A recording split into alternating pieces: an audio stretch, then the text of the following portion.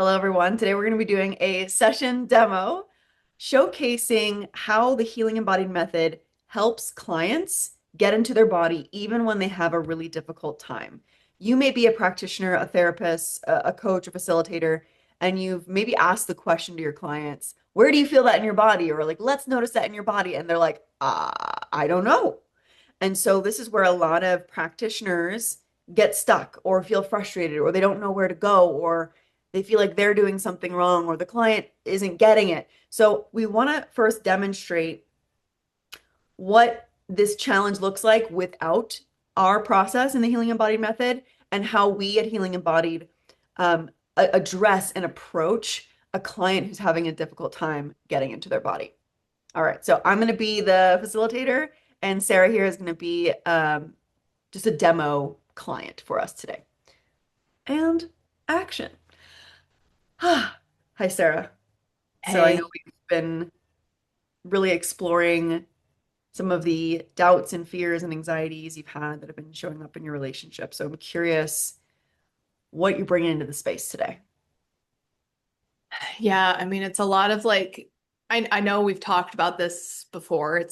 I know we've talked about it, but it's a lot of the like, I just can't stop thinking like, do I actually, I got engaged a little while ago. Like, do I actually want to marry him? Do I want to do that? And every time someone like sees the ring on my finger or hears that we just got engaged, they're all like, congratulations. Like I was just talking to my sister last week and she was like, aren't you so excited? And I just like freeze because I don't know if I'm feeling excited, but I should be feeling excited. And so then I just wonder like maybe I don't actually want to do this as much as I thought that I did. Oh, yeah, a lot of fear. I'm sure your mind is going in a million different directions in that moment. And you said the word I freeze. And so I'm wondering in that moment when your sister asked you if you were excited about your engagement and you said you froze, where do you feel that in your body? How does that show up in your body? I think I mostly feel it in like my thoughts. Like I'm thinking like I don't know, but I shouldn't say I don't know because then she's gonna be like, well, what's wrong? Is there something wrong? And she's gonna think that something's wrong with my relationship, and I'm afraid that she's gonna think that. And I just like I'm just sitting there thinking that, and I'm like, I need to say something. She's waiting for me to say something, and I just feel like I can't say anything. Okay, so you feel like you can't say anything, the thoughts really start kicking on. But is there like a place in your body that you notice that freezing up? Not really that I can think of. No. Okay, it just m more feels like you don't know what to say, and then you go into the overthinking and wondering if you're doing something wrong. And Yeah. yeah, okay. Yeah, so tell me more about what happens then when you don't know what to say, your mind starts going. What happens next? Usually I just kind of sit there until I can figure out something to say, and I'll usually just say whatever I can. Usually I'm just like, yeah, I'm excited. And then in my head I'm like, well, now I'm lying to my sister who I love the most. And like I don't think she would like if I was lying to her, and I don't feel good about that. But then I also don't want her to know that I'm like doubting my relationship so much. And I just don't, yeah, I kind of just say whatever I can, I guess. Yeah, and just like this cascading, there's the freezing, and then there's questioning, and then there's kind of feeling like you have to say what you think she wants you to say, and then you're like, oh my God, am I lying? And it just sounds like so many things start happening after that.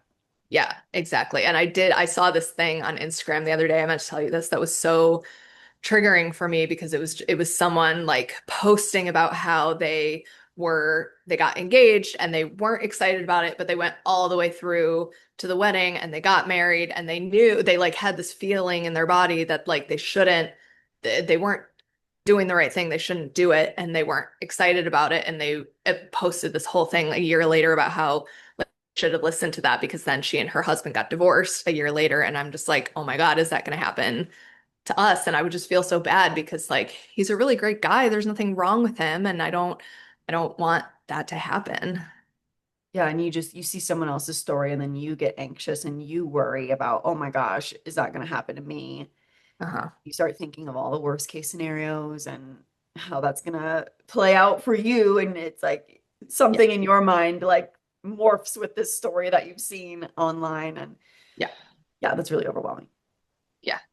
Okay, we're going to end scene there. So notice how, I would ask her, okay, that freezing moment. I asked her, this is a really great question. Okay, let's zero in on this moment where you freeze.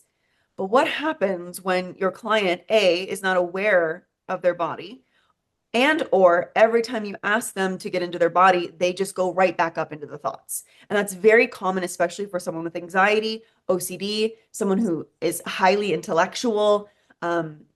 They don't really have a strong awareness of their own body. They're going to default to the mind because that's what they're familiar with. That's what feels safest. That's what they're used to. And so it can feel really challenging for the practitioner to know what to do next. And so what often when we're training practitioners and they come to us and they talk about this moment with a client, what they often say that they do is that they just default back to talking. And again, there's nothing wrong with that, but they default back to talking because they don't know how to help a client become aware of their body if they're not aware. They're just like, oh, this is the end of the road. I don't really know where to go from here. So yeah, curious for you, Sarah, how that was for you as the mock client. Yeah, I kind of like forgot that you were there sometimes, even though we were having a conversation. Like when you would ask me a question, I would kind of go on this long ramble and I was remembering, like, oh my God, the Instagram post, I forgot about that. And then my sister, and am I like, as I was kind of recounting it, I didn't feel like I was telling Chelsea, my practitioner. I was just kind of like, oh, blah, blah, blah. I was in my own little world. So I kind of forgot that you were even there, which was interesting. Um, yeah, and I'm imagining. I mean, it definitely did. I didn't feel less anxious from talking about it. I didn't necessarily feel significantly more anxious, but I did not feel less anxious. The anxiety was still kind of like buzzing in Yeah, my, I was aware of it buzzing in my body because right. somatic practitioner, but client me was not. I was just anxious and thinking. Um, yeah. Yeah. And what we want to do as practitioners and how we train our practitioners in the Healing Embodied Practitioner Training Program is being able to interrupt that loop, right? Because if she's so in the swirling thoughts, like in the obsessions, in the anxiety, her mind is just going to keep coming up with more things to feel anxious about. And it's going to be this thought feeling feedback loop, right? She's just feeling this frozenness or this anxiety in her body. And her mind is like, what else am I anxious about? And here's the other things I'm anxious about. And this makes me anxious. And this makes me anxious, which doesn't help to shift anything in the body. So we're going to go back to that moment. I'm not going to start again from the session, but we're going to go back to that moment where Sarah's talking about the sister and the engagement, and she talks about she freezes up. We're going to go back to that moment, and I'm going to walk you through. I'm going to demonstrate how we at Healing Embodied would help a client get into their body. And just I want you to just notice, for those who are watching, notice what it is that I'm doing. And I'll give you a hint. I'm not I'm not afraid of her not knowing what's happening in her body. And I want you to notice how I'm using my leadership as a practitioner to help her access the things that I know are going to help interrupt that loop, which I know it feels so miserable for her, right? That loop feels miserable for her. She wants to get out of it. And so I'm going to lead her through the process of interrupting that loop. So I want to say that just watch and notice how I'm doing that. So action, engagement. Yeah, well, like we got engaged recently, and I was talking to my sister over the weekend, and she was asking, like, "Oh my gosh, we're going to be going wedding dress shopping soon," and that was just like the best day of my life when I was engaged. And aren't you so excited? Like, oh my gosh, sis, aren't you just so excited? And I just like freeze in that moment because I don't know if I'm excited, and I don't want her to know that I don't know if I'm excited, and so I just like don't know what to say. Yeah, oh my gosh, that moment where you said you freeze. I was feeling that in my body. This like, Yeah. uh, I'm found out. I'm found out. Or oh no, what do I do? What do I say? And so I'm curious, in that moment where you noticed that freeze, what did you notice happening inside of yourself, in your body? I don't I don't know if I really noticed anything. I was just like thinking so much about like what to say to her that would like be a good answer, but not like let her know that I'm having all of this like freak out. So I just, yeah, I don't really know what I felt. And, and hey, that's totally okay because you know what happens when we freeze, when our body freezes up and we feel just like completely stuck, deer in headlights, our mind tries to kick in to escape that feeling. But what I would really love to do together is zero in on that moment because that's the moment that the trigger happened.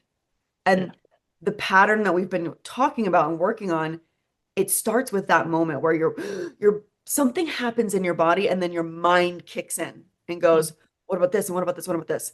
So I want to walk you through something to just help you become aware of that moment, that trigger. Because what this is going to do is help interrupt what I call the thought feeling feedback loop. So mhm, whenever you get that feeling in your body or whatever it is, that frozen feeling, and then your mind starts coming up with a million and one thoughts, that just intensifies the anxiety. mhm. And then that intensified anxiety just creates more swirling thoughts. Does that Yeah. resonate with you? Yeah, that feels true. I mean, I'm like, I feel anxious about it. And then she asks a question and I feel like worse about it Yeah, and then the mind just keeps going. Like your mind could probably go for like 525,600 minutes. for sure. Nonstop. Yes. Yes. Okay. So let's try something together. Okay. And we're just going to practice the skill of noticing your body because your mind is very strong. Your mind loves to just jump in, but we want to practice the skill of just being aware of what's happening in your body so that you can be aware of that moment when the trigger happens. Yeah. So take a moment and just find a comfortable seated position, whether that's staying similar to how you are right now, or maybe you lean back a little bit. And the experience of feeling frozen, I want you to imagine like you're this block of ice, like frozen. And like you don't know what to say. You mentioned that, like you just don't know what to say and you freeze. So when we feel this frozen feeling, we want to imagine that we can slowly begin to thaw that frozenness. And how we're going to do this together is slowly, gently becoming aware of just general neutral sensation.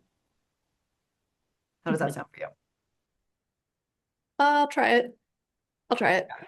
Yeah. I'm with you in it. It might feel new, it might feel weird, it might feel uncomfortable, that's okay. And if at any point you notice yourself wandering off in your mind or it's feeling overwhelming, I want you to let me know. Okay. Because then we'll pause Yeah. and we'll shift gears. Okay. I've got you. I'm here with you. I'm gonna do it right there with you. Okay. Okay. So I actually just want you to take a moment and just notice your hands. Okay. Do you have them in your lap right now? Okay, you got them right here with you. This exactly. And just I want you to let yourself rub your fingertips together and just notice what that feels like. Notice the sensations, the temperature of your fingertips. And if your mind comes in, that's okay. We're just going to practice the skill of lovingly redirecting your focus to your fingertips.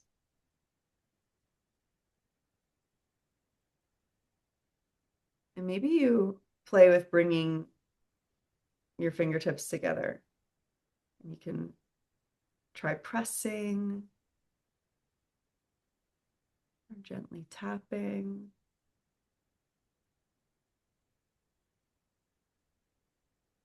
rubbing,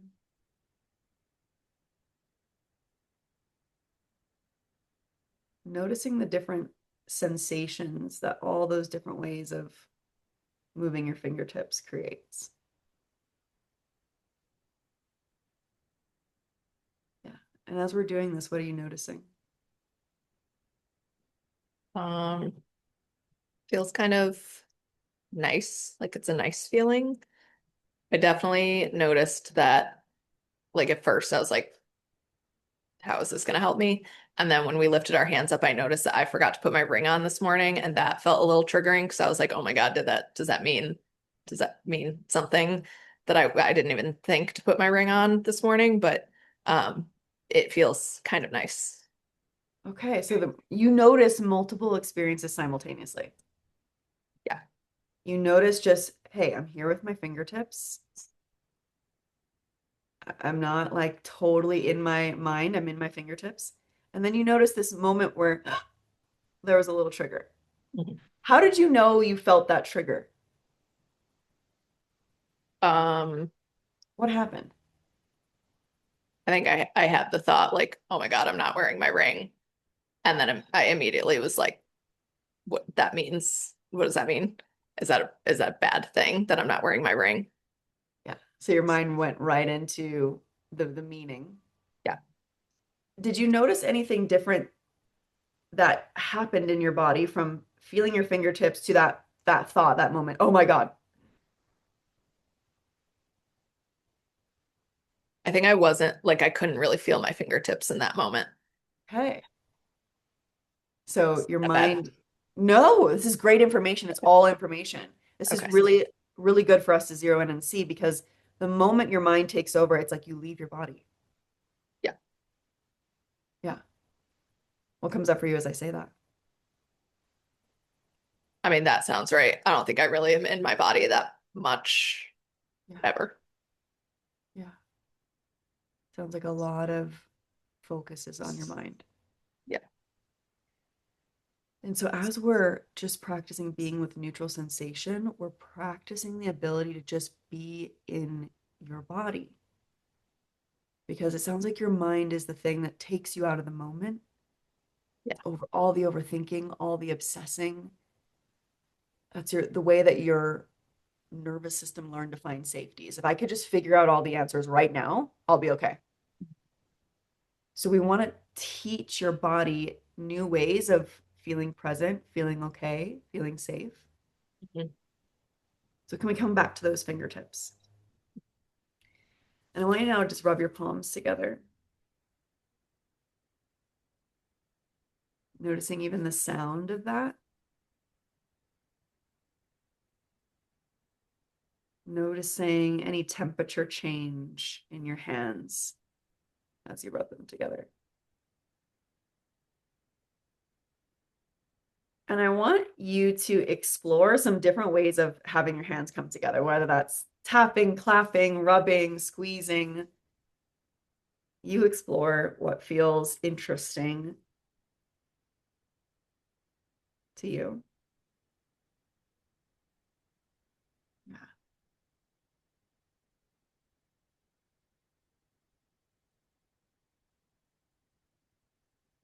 Noticing any sensations that feel more pleasant or sensations that are like, didn't love that.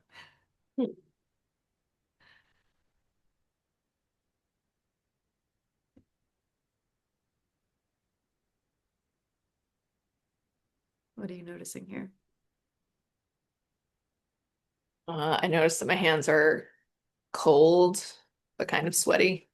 Mm-hmm. Um, and then I was kind of laughing because I have very wrinkly hands, and my fiance always makes fun of my wrinkly hands, but it's like a sweet thing that we like laugh about. And I was like, oh, and that kind of made me have the thought of like, maybe I do actually want to, marry him. And that is nice to have someone I can joke with. So I guess I got in my thoughts again. Beautiful awareness. And that's okay, right? That's what your mind has been doing for probably the last 10, 20 years. So you can even notice in this moment how you experience life through the lens of this thing. do I love him? Do I not? Like this fear. And so your mind is always assessing, oh, does this mean that I love him and I want to be with him? Does this mean I don't love him and I don't want to be with him? That Right? sounds weird. Yeah. Yes. And so I love that you notice that in the moment. It doesn't mean you're doing anything wrong. The pattern reveals itself in real time. Mm. And so we're just noticing what happens when I just start to become aware of my body. Let me notice all the ways that my mind loves to come in and analyze and meaning make about what I'm feeling, Mm. right? Because I want to go back to that moment where you said you felt frozen. In that moment, and you felt frozen, your mind's like, oh, does this mean? And so every feeling or every sensation you have, your mind is trying to interpret what it means. So we want to learn how to be just present with sensation and begin to uncouple the trigger warning, begin to uncouple the thoughts from the feelings. Can I just be with the feelings without all the meaning, all the what ifs, all the analyzing, so that I can just be with what is? Yeah, that would be great. I would love to do that. Yeah, we're going to keep practicing this because it is a skill that you build, right? Okay. Like trying to be aware of those big moments where you feel super anxious. That's like lifting the 100-pound weights. So we want to start with the smaller weights, which is just can I be present with neutral sensations? So that's what we're really going to be focusing on. And then we'll begin to increase your capacity to like, okay, can I just be present even when I'm feeling that frozen feeling? Yeah. And see. Okay. So Sarah, you as the mock client, how was that experience different for you? I felt much more present with you. Like I was aware of you the whole time, and I was actually really like watching you, and I was like doing a lot of your movements. Um, so it felt nice that I was glad that you were modeling movement, that you weren't just like rub your hands together, because I don't know if I would have known how to do that as mock client Sarah. Um, so I felt us together a lot more. Um, it felt more vulnerable than the first one. Um, it felt very vulnerable. There were a lot of thoughts coming in of like, it's uncomfortable. I don't want to do this. I'm being watched move. If I'm putting myself in that mock client role, it felt vulnerable, but I wouldn't say that it felt scary. I felt very like supported by you. Um, and it felt nice to actually have like something to practice versus just what happens then? What happens then? It actually felt much more present moment focused versus like Yes. when you were at your sister's house, what happened? It was like what's literally happening in this moment, which felt more like I could hold it more. Yes, yes. And part of what I was using as a practitioner, for those who are watching, I'm using co-regulation, right? I'm not only saying I'm going to be in it with you, right? I could tell it was okay, we're getting into uncomfortable territory. And that's Yeah. not bad, y'all. Right? We want to have our clients at the edge of their window of tolerance, not outside of their window of tolerance, but we want to help them expand their window of tolerance, which means we need to have them at the edge sometimes. Not the whole time, but there's going to be moments in sessions where they're at the edge of their window of tolerance. And so as I notice that she's like, oh, we're going to do something new and different, and I don't know, I'm like, I feel in my body, okay, I need to co-regulate with her. So I'm saying things like, I'm going to do it with you. And then I'm literally modeling that with my body. We call that's called kinesthetic attunement or kinesthetic empathy.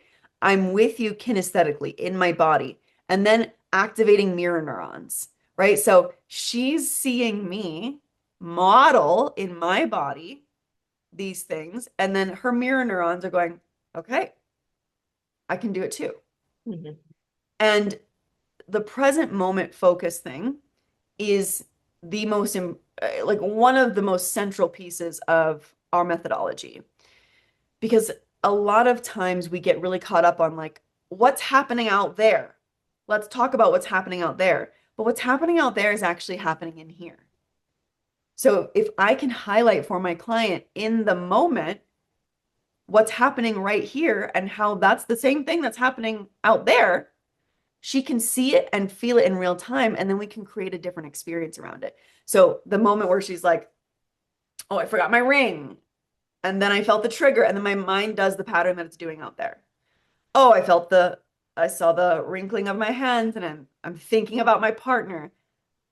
And then I'm going back and forth. Maybe I do that. The same pattern is happening in the moment. And so I get to educate my client, especially for clients who are very intellectual and very in their minds. I like to help them understand how being in their body is bridging the gap and how being in their body is going to help them with the thing that they want help with. So I'm sprinkling in some awareness throughout as we're doing the experiential body focused work and saying, "Ooh, yes, see, notice how the mind came in. Oh, that's the exact thing that's happening. It's happening right now. Great information, great awareness. Let's try this. Let's like so we're changing the pattern in real time through experiential present moment focus practice." Mhm. Yeah.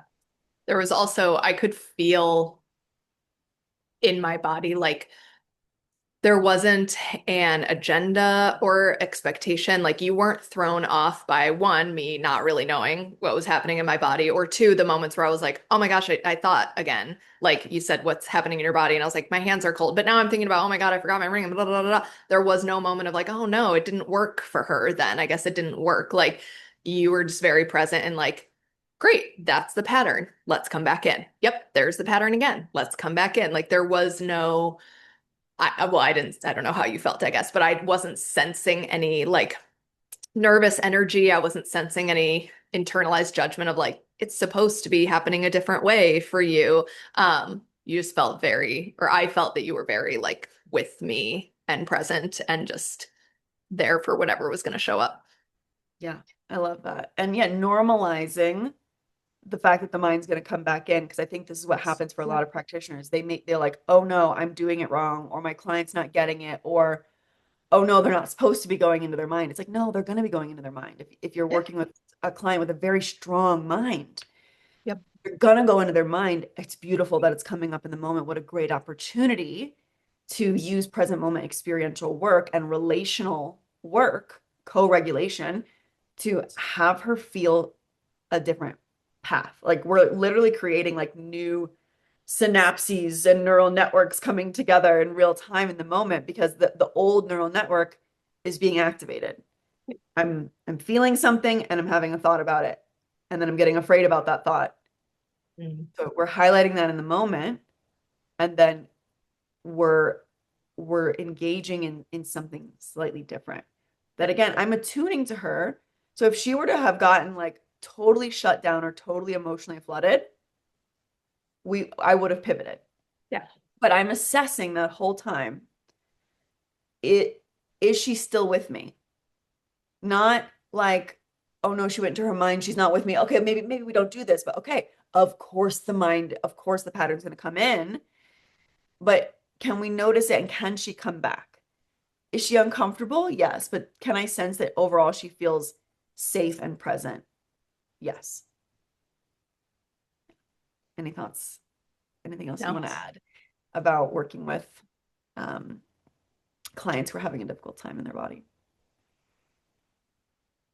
No, I think you covered it. It's a lot of it's the attunement. It's not being afraid of the fact that they don't know how to get in their body or they're having a hard time with that. I think that is a moment that can poke at a practitioner's confidence very easily if you feel a shaky confidence in the work that you're doing and are kind of relying on like seeing the results immediately in order to feel confident in your skills. Like for somatic practitioners, we really do have to be able to like root into the trust of ourselves and this work and what we're doing and like the body in general.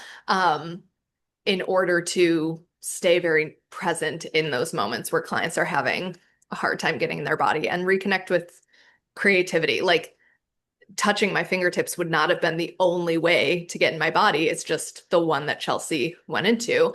Um, there were, she could have picked any number of different ways to like entry points into my body. And so if I had been like, well, no, I don't want to do that. That's stupid. Or like, that's making me feel, I don't know, that's triggering, she could have been creative and picked a different inroad. But if she was in her head on like, uh-oh, that means it's not working, or like, but well, this is how I always start a session. And so you need to figure out how to get in your body with your fingertips, then this would have happened. And Mhm. so yeah, it's a practice in rooting into your own trust and confidence too.